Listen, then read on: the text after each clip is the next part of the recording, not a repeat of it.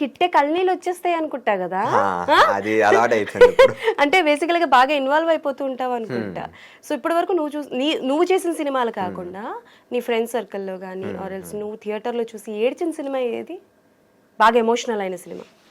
సుశాంత్ సింగ్ రాజ్పుత్ గారి దిల్ బెచారా. ఆహా, ఆ సినిమా చూసే ప్రతిసారి ఏడుస్తా. ఓకే దాంట్లో రెహమాన్ గారి మ్యూజిక్ ఉంటుంది చూడండి, it hits the heart. Okay. So each and every time I watch that film, it's heart wrenching అని చెప్తారు కదా, గుండెని పట్టుకున్నట్టు ఉందని, అంత డీప్ అండ్ సోల్ఫుల్ ఫిల్మ్ అది. So every time I watch it I end up crying. Okay. So నేను కొంచెం సెంటిమెంటల్ యాక్చువల్లీ, ఏ సినిమా చూసినా ఎమోషన్ ఎక్కువ అయిపోయి ఏడవడమో నవ్వడమో సెలబ్రేట్ చేయడం అట్లా. ఓకే.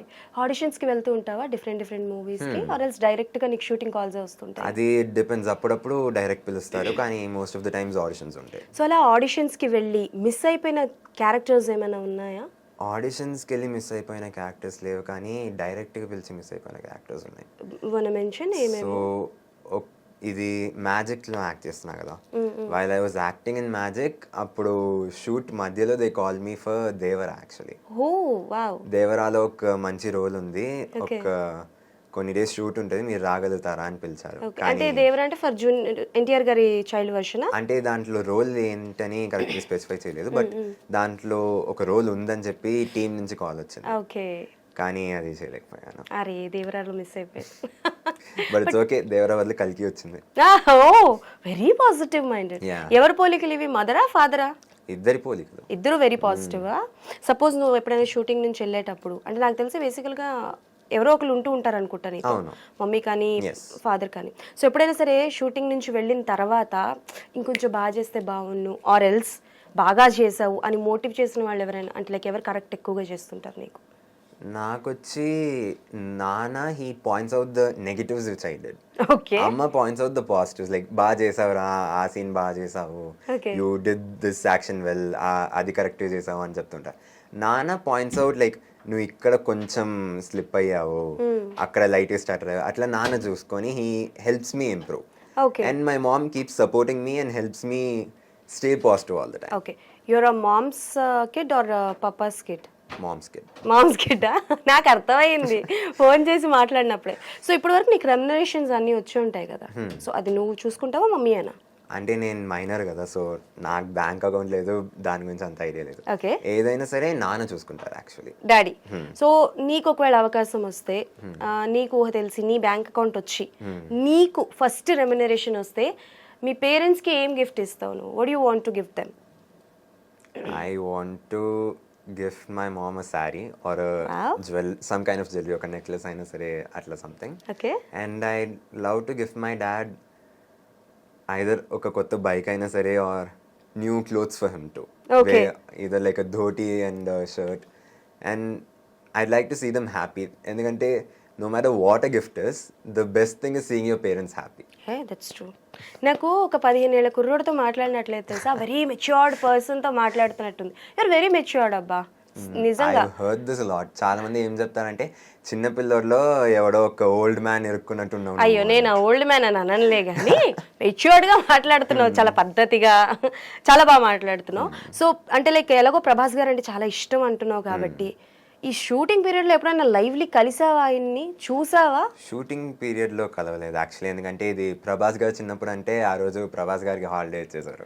అయ్యయ్యో, ఏమి సార్ మీరు, నాగేశ్వన్ గారు ఎంత పని చేశారు పాపం, బిడ్డను ఒకసారైనా కల్పించాలి కదా. కానీ లక్కీలీ ఏంటంటే as I told you, I'm a huge fan of the film కల్కి 289880.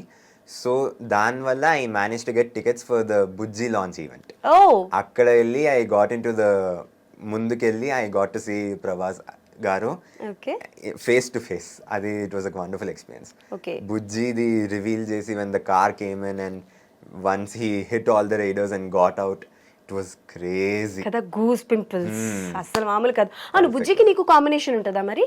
లేదు, అది ఆయన పెద్ద అయ్యాక అది బుజ్జి భైరవ షోలో చూపిస్తారు కదా. Bhairava actually meets Bujji only after he పెద్ద అయిన తర్వాత. ఆహా, చిన్నప్పుడే బుజ్జిని కలిసి ఉంటే బాగుండేది కదా, మాకు మరింత కంటెంట్ వచ్చేది. ఓకే.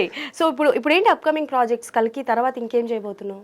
ఇప్పుడు ఇది గౌతమ్ తిన్ననూరి గారి మ్యాజిక్లో I'm acting is one of the main leads అవును. And it's Anirudh musical actually. Okay. And I'm also acting in ఇది పవన్ కళ్యాణ్ గారి ఓజీలో. రా రా అక్కడికే రా. దాంట్లో ఇట్స్ పైవటల్ రోల్ అనమాట. ఓకే. అంటే పైవటల్ అంటే ఇట్స్ కొంచెం నెగటివ్. నెగిటివ్ రోల్ అని కాదు, అది స్టోరీకి ఇంపార్టెంట్ అన్నట్టు ఒక రోల్. సో అంటే లైక్ నీకు పవన్ కళ్యాణ్ గారి అంటే చేసావా, షూటింగ్ అయిందా? షూటింగ్ అయింది, ఇంకా షూటింగ్ పెండింగ్ ఉంది actually. ఏమైనా కాంబో ఉందా నీకు? అంటే లైక్ ఇప్పటి వరకు నువ్వు చేసిన షూటింగ్ లో ఆయనది నీది ఏదైనా కాంబినేషన్ ఉందా? పవన్ కళ్యాణ్ గారితో ఇప్పుడు కాంబినేషన్ లేదు, కానీ ఫ్యూచర్లో ఉంటుంది. It's actually like Pawan Kalyan గారికి ఇంట్రొడక్షన్ అన్నట్టు ఒక మెయిన్ క్యారెక్టర్ ఉంటుంది అది. Okay okay okay. సో దాంట్లో ఉంటుంది అనమాట. Okay. అండ్ దాంట్లో యాక్చువల్లీ ప్రకాష్ రాజ్ గారితో కాంబినేషన్. ప్రకాష్ రాజ్ గారితో కాంబినేషన్. ఓకే. నువ్వు ఎవరైనా ఇమిటేట్ చేయగలవా? Can you? ఇమిటేషన్ అంటే ఇది కల్కిలో ఒక డైలాగ్ మీరు విని ఉంటారు, దాన్ని చెప్తాను. Okay come.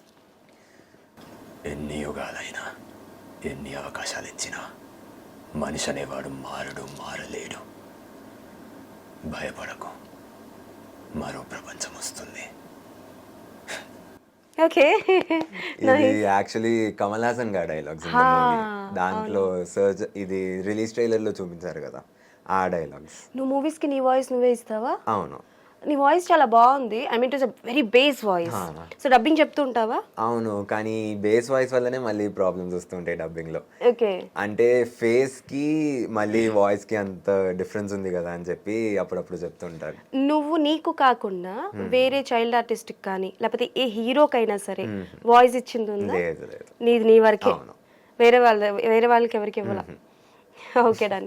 అండ్ అంటే లైక్ నువ్వు ఇప్పటి వరకు చాలా మంది డైరెక్టర్స్తో వర్క్ చేసావు కాబట్టి నీకు బాగా ఫ్రెండ్లీగా ఉండే డైరెక్టర్ అంటే లైక్ నువ్వు నర్వస్ ఫీల్ అవుతున్నా సరే నో యూ కెన్ డూ, బాగా చెయ్యి, ఎంతమంది క్రౌడ్ ఉన్నా సరే అని సపోర్టివ్గా మాట్లాడే డైరెక్టర్ ఎవరు? సో సపోర్టివ్గా మాట్లాడింది యాక్చువల్లీ కల్కిలో Nagi sir. As you know he is really simple and humble person. So దాంట్లో when I was sitting idle, sir actually పక్కన ఉండే. Okay. So I went up to him and I సరే కొంచెం calm down అవుదామని చెప్పి, because కల్కి is such a huge film. కొంచెం nervous ఉండే, ఎలా చేయాలి, కరెక్ట్ చేస్తానా లేదా అని కొంచెం నర్వస్ ఉన్నప్పుడు I went and spoke to sir అనమాట. అండ్ సార్ చాలా ప్రశాంతంగా he explain what I have to do and ఏ లెవెల్లో ఉండాలి, ఎంత ఇది దీనికంటే కొంచెం వెళ్తే ఓవర్ యాక్షన్ అవుతుంది అన్నట్టు, దీనికంటే మరీ తక్కువ అయితే it will not be fit అన్నట్టు. He explained it perfectly. సార్కి ఏం కావాలనేది he explained it and he got it out from me. Okay. And the same way మ్యాజిక్లో గౌతమ్ సార్ వచ్చి I have done almost 40 days of shooting with sir and he is a really wonderful person. Okay. Gautam sir వచ్చి he has such a high level of patience. ఇప్పుడు ఒక 3-4 takes పైన అయినా సరే he doesn't get angry, he stays calm, he keeps the set calm. And సార్ని చూస్తుంటే మనం కూడా చాలా నేర్చుకోవచ్చు అన్నట్టుండే. I learned a lot from him. Okay. ఇప్పుడు కొన్ని ఎక్కువ టేక్లు వెళ్తే ఒక భయం వస్తుంది కదా, ఆ భయం రాకుండా మళ్ళీ how I can focus on getting the take done right అన్నట్టు he help me learn a lot. Okay.